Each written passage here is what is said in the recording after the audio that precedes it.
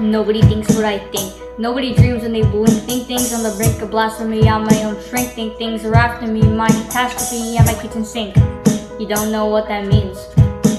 Because a kitchen sink to you is not a kitchen sink to me. Okay, friend? Are you searching for purpose? To write something that might be worthless. Debate something that might be wordless. Pointless curses, nonsense verses. You'll see purpose start to surface.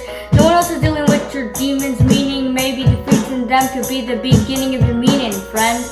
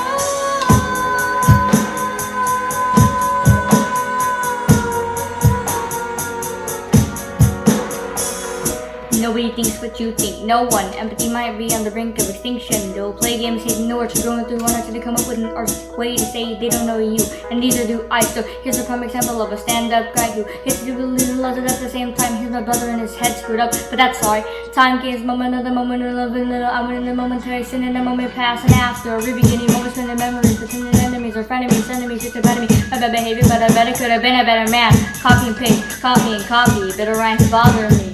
The better I am, better I am. Gambling man. Bet I am a gambling man, I am.